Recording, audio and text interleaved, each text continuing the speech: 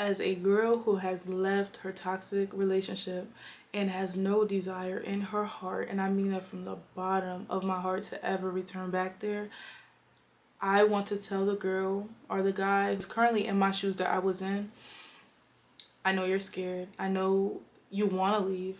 You know you should leave. And I know you love this person, but you need to love yourself more. I feel like one of the biggest reasons I didn't want to leave was because I was scared of the unknown. And that just came with me having anxiety, me being anxious of what's to come. I don't know what it looks like, so I'd rather stay here because it's comfortable.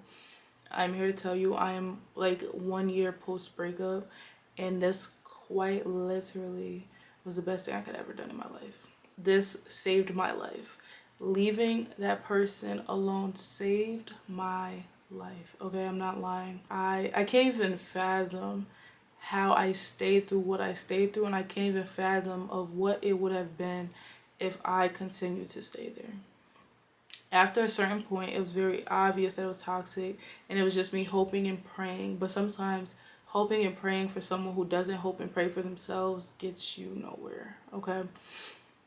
But knowing that I was scared 1 year ago to walk away, and now my life has improved in literally ways I never would have expected, and it's not even done yet. It's only been a year. I have so many more blessings now that someone who was not supposed to be in my life is out of it, and because I chose me. Choosing me literally saved my life. You're not going to know what life is going to look like because it didn't happen. If you keep holding on to something because it's comfortable and because you know when I wake up tomorrow, we may argue, he may get caught cheating, she may get caught cheating, you're just settling at this point. You're settling, and you rather be somewhere because you know what's going to happen, but sometimes you got to step out on a leap of faith and just believe that it may not seem good at first. Like, you're obviously going to be sad, be upset, but over time, if you keep pouring into yourself, I promise you, letting go of something that doesn't serve you or letting go of something toxic only brings positivity to your life. It opens up whole new spaces for blessings to enter because that toxicity is no longer in a certain part of your life. Sometimes we are missing our blessings because God knows that He can't give it to you with the person that you're attached to. And I felt that wholeheartedly. I told my therapist, I said, God didn't give me anything I'm getting now because He knew I would have shared with that person. He knew that I would have gave to that person. And little did I know this person would have completely wronged me, completely disrespected me, completely abandoned me type of thing.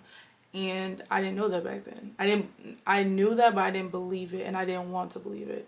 But sometimes you got to give yourself the hard truth and just accept it for what it is. Literally, you can cut it. I promise you, if I could go back, I would have cut it off cold turkey. Block, get away from me, don't want to talk to you. I'll cry to my pillow, I'll punch the wall, I'll go to a rage room, I'll scream, I'll write poetry, I'll write journal entries, I'll pray to God, I'll go to church. But if I could go back, I would literally go cold turkey, no contact, and not care about what that person is doing. Me doing that has me here, has me, my content flourishing, my money flourishing, blessings coming, because I let that go.